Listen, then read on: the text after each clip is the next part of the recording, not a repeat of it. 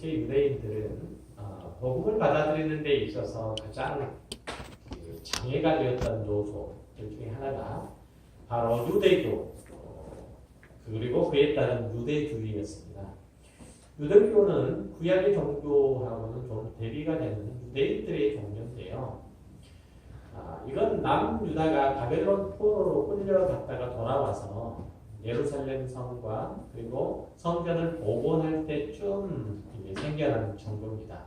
학사 에스라를 중심으로 해가지고 이제 생겨난 종교인데요.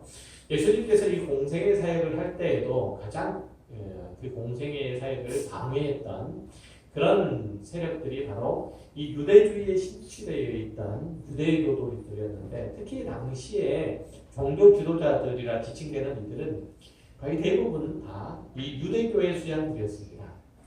이들은 모세의 율법 그리고 할례를 대단히 중요하게 생각을 했고, 혈통적인 단일 민족에 대한 의식들이 상당히 강했던 그런 사람들입니다.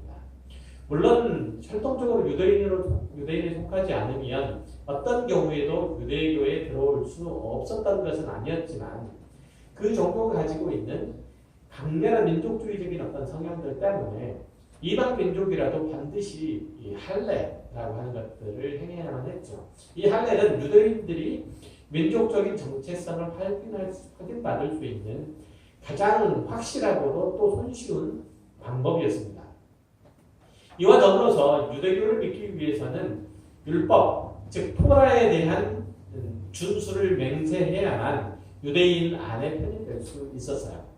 토라는 번역하면 율법이에요.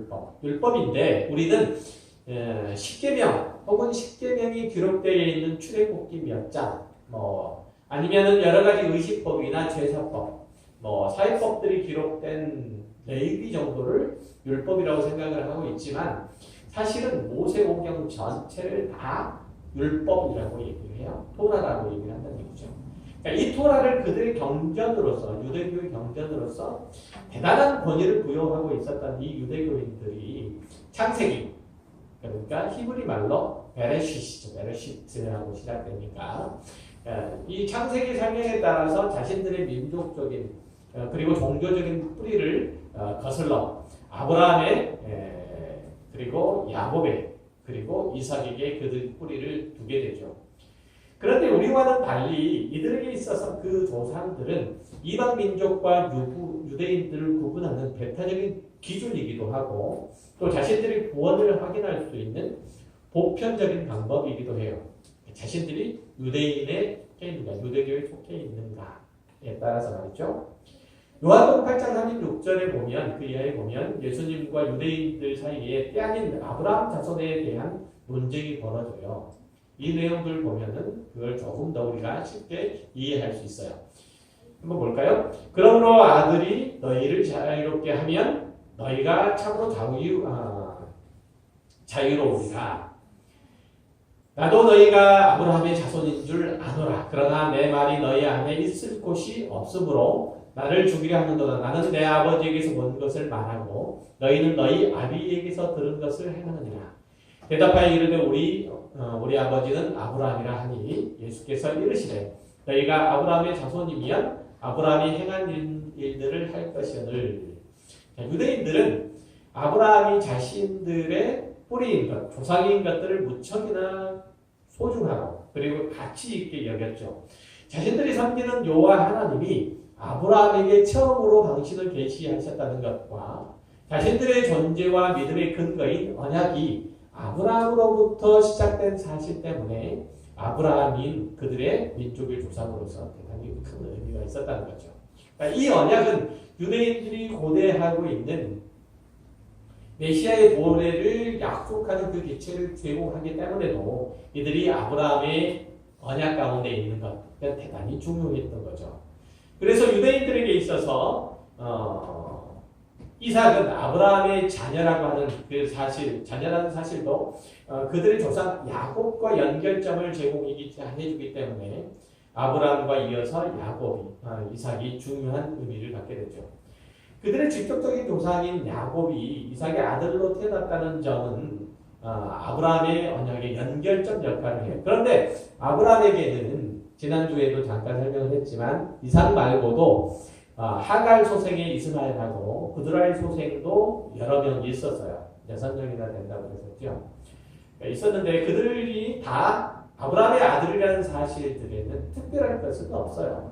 그러니까 이삭이라고 특별할 게 있고 이스마엘이나 아니면 그드라의 소생이라고 해서 특별한 의미를 갖지 않는 것은 아니었어요. 다 균등하게 아브라함의 자식이라는 그런 의미에서 자녀라는 의미에서 같은 지위, 같은 신분을 가지고 있었다는 거죠. 그러나 유대인들은 오직 이삭만이 언약의 후손이라는 점을 들어서 자신들이 아브라함의 후예인 것을 증명하려고 했던 거예요. 그리고 이삭의 두 아들 에서와 야곱, 이건 쌍둥이인데 형 에서가 동생 야곱에게 장자권을 팔아넘겼기 때문에 아브라함의 언약은 자연스럽게 자신들 유대인들에게 야곱의 후예인 자신들에게 돌아오는 거죠. 이렇듯 유대인들이 자신들만이 언약의 후손으로서 이스라엘을 구성한다고 그렇게 믿었던 거예요. 그러니까 그들이 아브라함을 중요하게 여겼던 것, 이삭을 중요하게 여겼던 것들은 다 무엇과 관련이 있다? 아브라함이 받은 언약과 관련이 있다. 이 언약 안에 무엇이 있다고 보았기 때문에 구원이 있다고 보았기 때문에 이 언약 안에 구원이 있다고 보았기 때문에 그리고 이 언약은 아브라함과 이삭과 야곱으로 이어지는 이스라엘의 모든 민족의 혈통적인 그런 흐름으로 이어진다라고 그렇게 생각을 했다는 거예요. 그러니까 유대인들에게 있어서 이 아브라함의 언약은 대단히 중요하죠. 자, 그렇기 때문에 그들은 혈통적으로 이스라엘 백성으로 태어난 것에 대하여 대단한 자부심을 가졌고 또 자신들을 구원을 확인시켜 줄 수 있는 중요한 도구가 바로 민족적인 정체성이었던 거예요. 그런데 당시 기독교인들은 구원이 인간의 생명법으로 비롯되는 것이 아니다 라고 그렇게 주장했기 때문에 유대인들에게 있어서 자신들의 교리에 대한 커다란 도전이라고 유대인들은 생각을 했죠. 자신들의 존립 근거를 뒤흔드는 반동적인 그러한 주장이라고 생각을 했다는 거예요. 또한 이게 유대인들로 하여금 예수 그리스도를 믿는 그 믿음에 초대하는 것을 방해하는 아주 중요한 요인이 되기도 했던 거예요. 사도 바울은 바로 이런 유대인들의 이해를 수정해서 올바른 신앙 가운데로 들어오기를 바라서 오늘 이제 로마서 9장에도 이런 이제 관계들을 바로 정리해 주기를 원하죠. 그러니까 오늘 본문에서도 유대인으로 태어나는 것만으로 하나님의 약속된 자녀라는 잘못된 이해를 가지고 있는 이 생각을 수정해 주고자 하는 거예요. 그러니까 바울은 먼저 하나님이 이스라엘 백성들에게 행하신 역사와 그 간섭과 가르치심이 그들에게 다른 민족과는 다른 독특한 주의를 확보를 해주고 구원의 우선권을 제공해주고 상대방에 대한 배타적인 우월성들을 제공하기 위한 것이 결코 아니라는 것을 지적을 해주는 거예요. 먼저 7절에 보면 바울은 창세기 21장 12절을 인용해서 아브라함의 씨가 다 그의 자녀가 아니라 오직 이삭으로부터 난 자라야 내 씨라 라고 말하죠. 자, 이는 당시 유대인들이 가지고 있었던 아브라함의 자손이라고 하는 이 언약적인 용어가 육체적인 혈통에 의해서 성립되는 것이 아니라 하나님의 주권적인 선택에 의한 것임을 강조하려는 의도가 있어요. 그런데 우리가 일반적으로 듣기에는 아브라함의 씨가 다 그의 자녀가 아니라 오직 이삭으로부터 난 자라야 내 씨다 라고 하면 아브라함에게 있어서는 정실 부인이 있었고 그죠? 누구죠?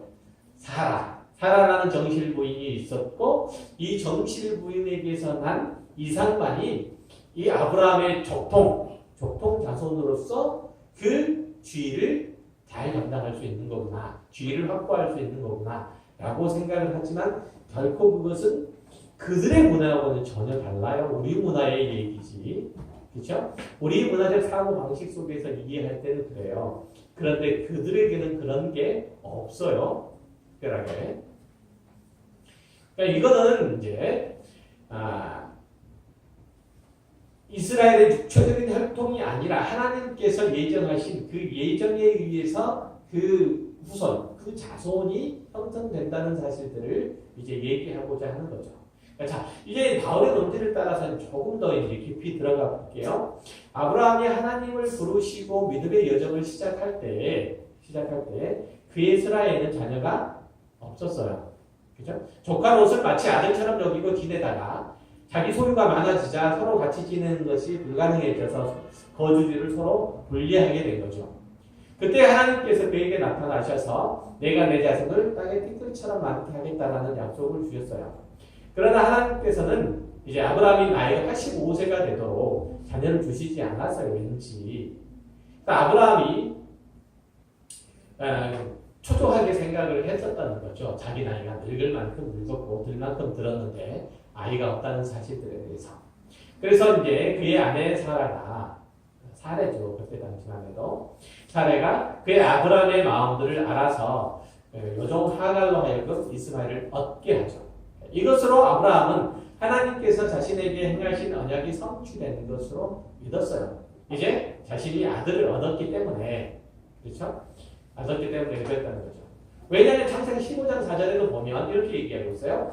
여호와의 말씀이 그에게 임하여 이르시되 이 사람이 내 상속자가 아니라 내 몸에서 날 자가 내 상속자가 되리라 하시고 라는 말씀을 주셨기 때문에 이제 자신과 하갈 사이에서 난 이스마엘이 자신의 언약의 후손이라고 그렇게 여겼던 거예요. 지금 여기서 말하는 여호와의 말씀이 그에게 임하여 이르시되 그 사람이 내 상속자가 아니라 라고 하는 그 사람은 누구를 얘기하는 거죠?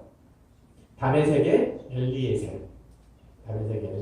그 사람이 아니고 이제 내 몸에서 날 자가 상속자다 라고 했으니까 아브라함이 하갈을 통해서 낳은, 그죠? 자기 몸에서 난 거죠. 그러니까 하갈을 통해서 난 이스마엘이 자신의 상속자가 되리라고 그렇게 이해를 했다는 거죠.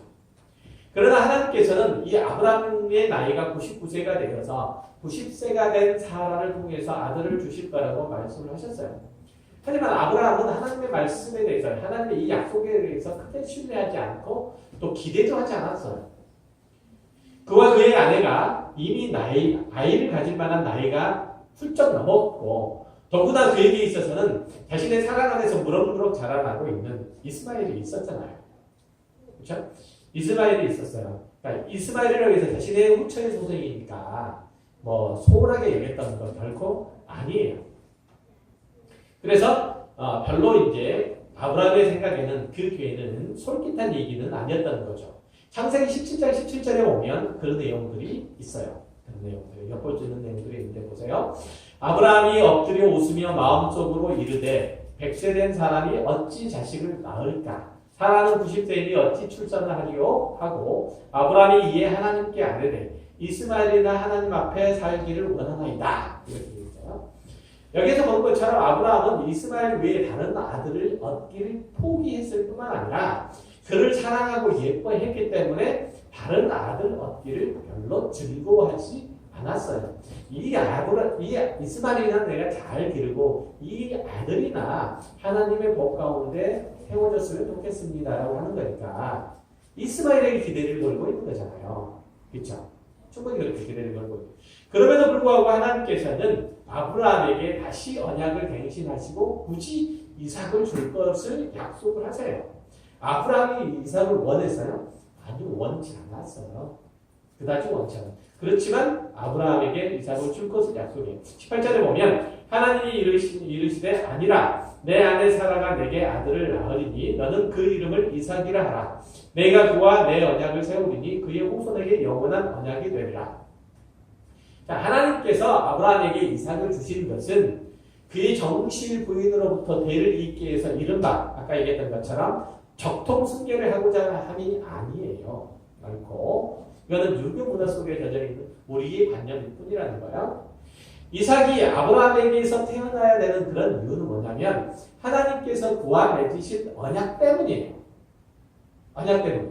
그러니까 이스마엘과 이삭은 육신적으로 둘 다 아브라함의 자손인 건 똑같아요. 그러나 하나님께서 주신 약속의 자손은 오직 이삭뿐인 거예요. 그렇기 때문에 그의 이름도 하나님께서 직접 주세요. 직접. 그러니까 지금 이삭은 태어나기도 전에 하나님으로부터 이삭이라고 불리고요. 그렇잖아요. 여기 보면. 17절 18절에 보면 그렇죠?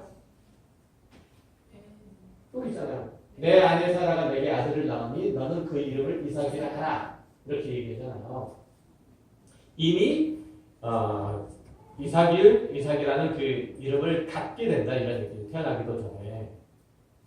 그러니까 지금 하나님께서 지금 아브라함에게 아들을 주실 것인데 그 이름이 이삭인 거예요. 그러니까 정확하게 얘기하면 아들을 주실 것인데 그 이름이 이삭이 아니고 아브라함에게 이삭을 줄 거예요. 정확하게 얘기하면. 다 정해진 거예요. 그러니까 이들은 모두 다 하나님이 주신 그 자손이기 때문에 둘 사이에는 특별히 구분은 없지만 특별히 이삭은 하나님께서 주신 언약의 자손이라는 면에서 다른 거예요. 그죠? 다른 거예요. 그래서 특별한 의미를 하는 거예요. 아까 얘기했던 것처럼 하나님께서 직접 이름을 준 사람 세 사람밖에 없어요. 누구야? 아담. 그리고 누구죠? 이삭. 그리고 예수. 세 사람밖에 없어요. 이스마엘도 하나님께서 주시기는 해요. 주시기는 하는데 직접 주신 게 아니고 하나님의 사자가 줘요. 하나님의 사자가 직접 주신 것은 아니고. 어쨌든 이렇게 이제 이삭을 특별하게 하나님께서 지목을 하셨다는 거죠. 이삭이 태어나도록 하셨다는 거죠. 사도 바울이 바로 이 부분을 주목을 한 거예요. 오늘 본문에서 이스라엘에게 난 그들이 다 이스라엘이 아니요. 또한 아브라함의 씨가 다 그의 자녀가 아니라 오직 이삭으로부터 난 자라야 내 씨라고 하신 내용이 그건 거예요. 이삭은 하나님의 약속을 따라 예비된 씨이고 아브라함은 그냥 이스마엘은 그냥 아브라함이 낳은 자녀예요. 이 둘은 아주 본질적인 차이가 있어요. 여러분의 오해를 없애기 위해서 설명을 좀 덧붙일게요. 우리는 이삭은 하나님의 약속의 자녀다라는 그런 말들을 하나님께서 아브라함을 통해서 이삭을 주시기를 약속하시고 또 그를 통해서 아브라함과 언약을 이어가신다는 의미로 받아들이지만 창세기 17장의 내용들을 꼼꼼히 읽어보면 거꾸로 하나님이 아브라함에게 언약하셨기 때문에 이삭이 존재하는 것을 알 수가 있어요. 비슷한 말처럼 들리지만 전혀 아니에요. 이삭의 출생은 순전히 하나님께서 아브라함의 언약을 지키기 위해서 발생한 일이에요. 그러니까 이삭은 언약 때문에 존재하게 되는 거예요. 언약 때문에. 그러니까 이스마엘은 언약 때문에 존재한 아들이 아니에요. 그렇지만 이삭은 언약 때문에 존재하게 된 아들이에요. 가만히 생각을 해보세요. 하나님께서 이스마엘을 통해서 당신의 언약을 지켜나가실 수 없었겠어요? 있었겠죠. 하시려면.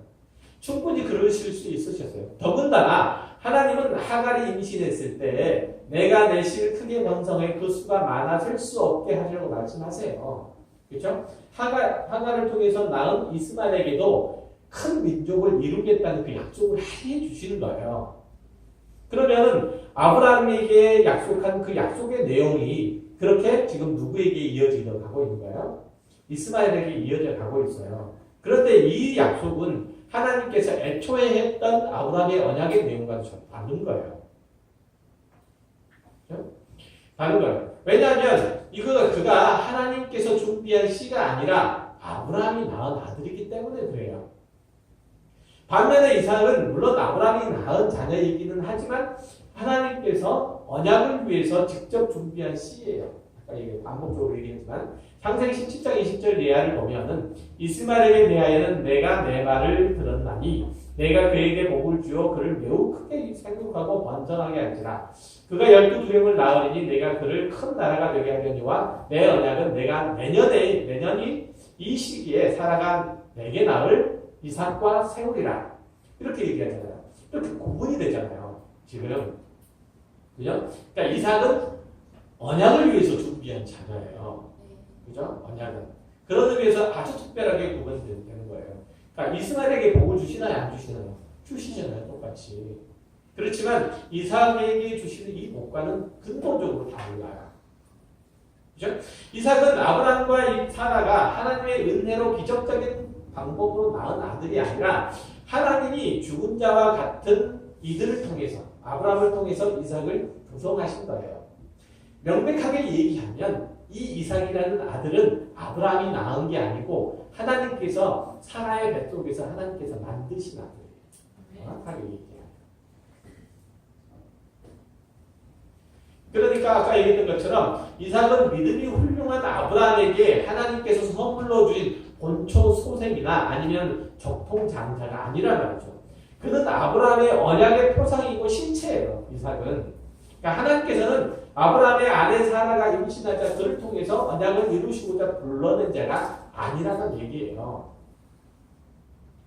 그러니까 하나님께서 아브라함에게 약속하신 것들을 이루기 위해서 그에게 적극적으로 준비시키고 계획하셔서 자녀를 주신 것이 이삭이에요.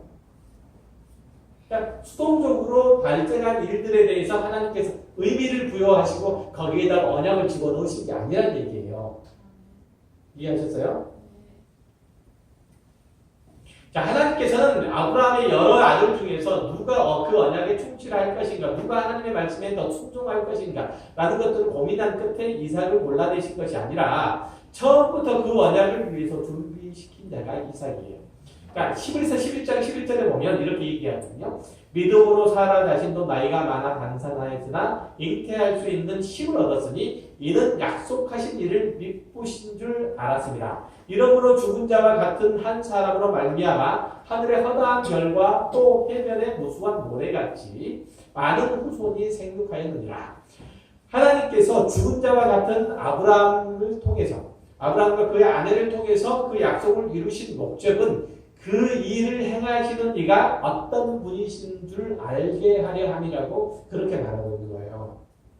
그러니까 하나님께서는 당신의 그 언약이 당신으로부터 비롯될 뿐만 아니라 그것은 다른 누군가에 의해서 이루어지거나 성취되거나 혹은 성취되지 않을 수 있고 방해될 수 있다는 사실들, 그죠? 사실들을 전부 거부하기 위해서 지금 하나님께서는 직접 아브라함을 통해서 이삭을 주시는 거란 이런 얘기죠. 그래서 어떤 면에서 하나님께서는 아브라함과 그의 아내가 더 이상 아이를 낳을 수 없는 죽은 몸이 될 때까지 기다리셨다가 그 후에 이삭을 주신 거예요.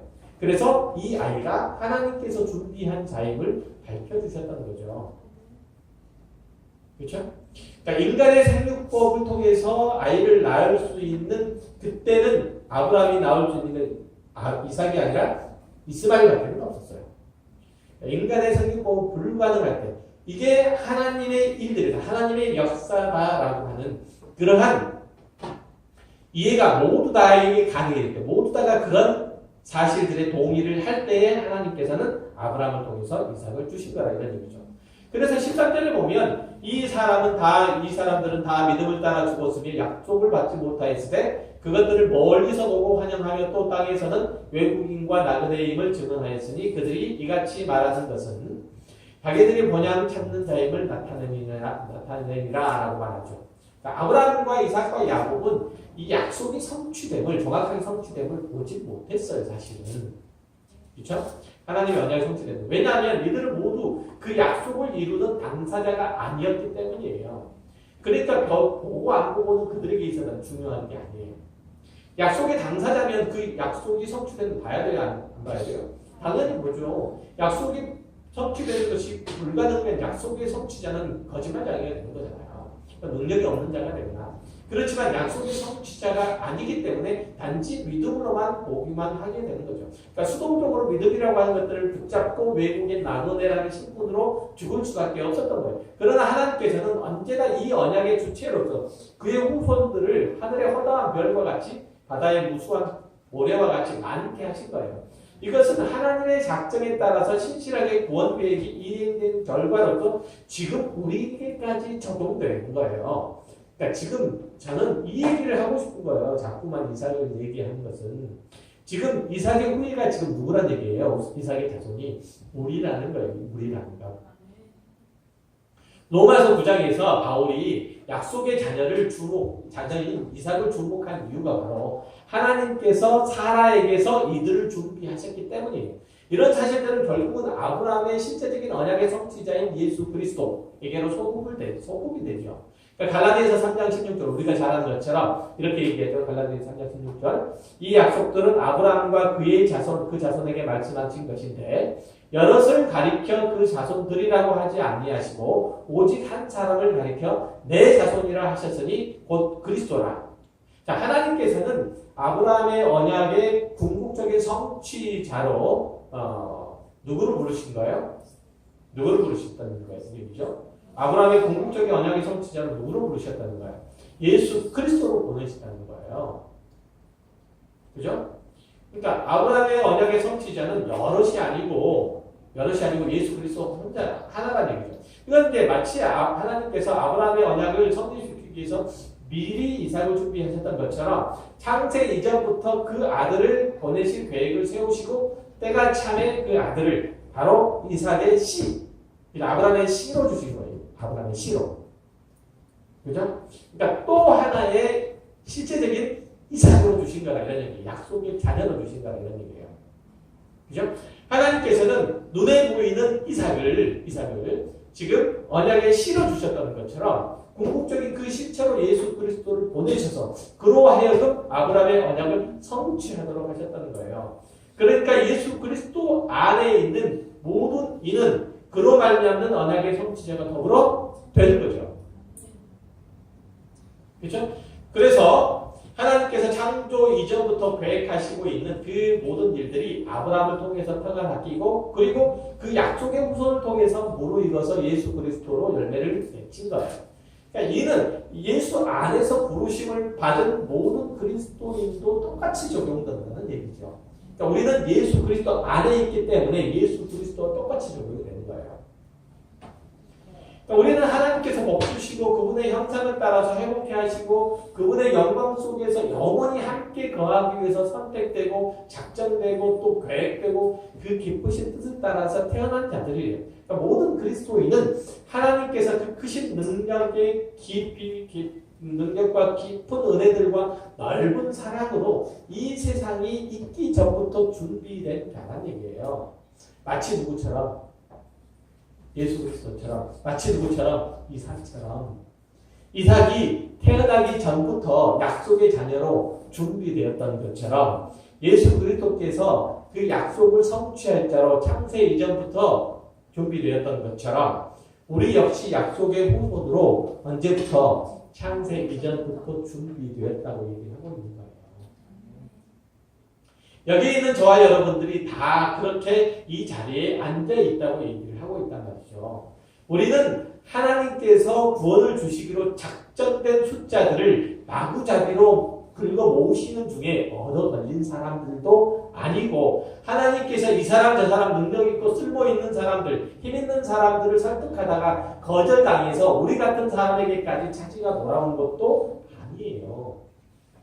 때문에 하나님께서 이삭을 준비하시고 그의 생애 내내 그와 함께 하시고 그의 모든 것들을 공급하고 또 지키셨던 것처럼 예수 그리스도 안에 있는 우리 역시 창세 전부터 구원하시고 준비하시고 계획하시고 부르셨다는 거죠.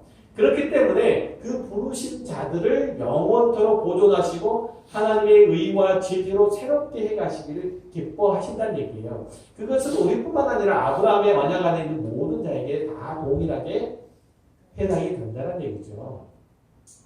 하나님께서는 하나님의 언약을 성취하기 위해서 이삭을 준비하셨던 것처럼 이삭이 낳기도 전에 아니 이삭이 뱃속에 있기도 전에 아예 뱃속에 있기도 전부터 이삭이라는 이름으로 준비하셨던 것처럼 하나님께서는 우리가 이 세상에 있기도 전에 창세 이전부터 우리라는 그리스도인 예수 그리스도 안에 있는 자 언약 안에 있는 자를 준비하시고 지금 이 자리에 있게 하셨다는 거예요. 그러니까 지금 이 자리에 있는 것은 우리가 이 자리에 있는 것은 창세 이전부터 이미 준비된 거예요.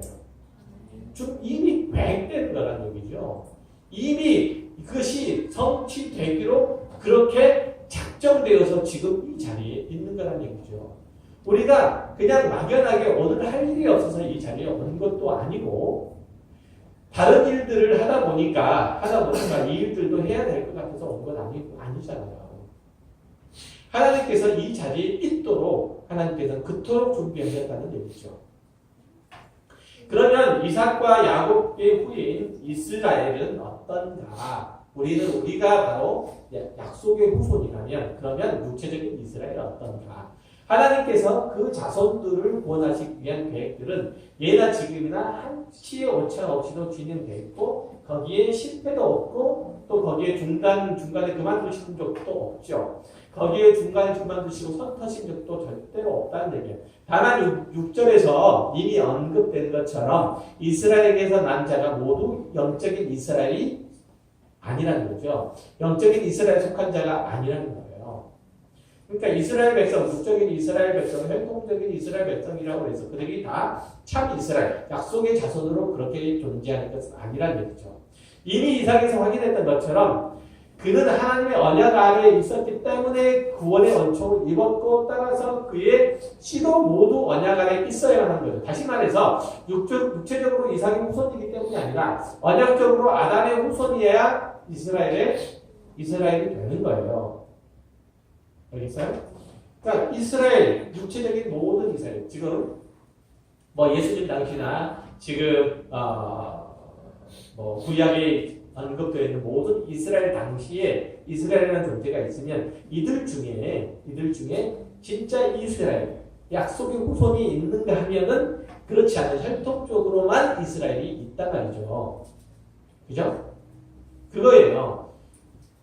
그러니까 부모가 예수를 믿는다고 해서 그 자녀가 하나님의 백성이 되어서 구원을 받는 것이 아닌 것은 당연한 것처럼 부모가 참 이스라엘이라고 해서 그의 육신의 자녀가 이스라엘이 되는 건 아니잖아요. 그렇죠? 단지 하나님의 자녀는 그분의 백성을 삼으려고 하나님께서 만들어내신 자라야 되는 거예요. 따라서 유대인은 누구라도 그리고 오늘의 하나님을 아는 누구라도 그 자신이 하나님의 준비하신 언약의 후손인지를 확인해야 돼요. 이것은 혈통이나 가문이나 혹은 출신 배경과는 아무런 상관이 없는 거예요.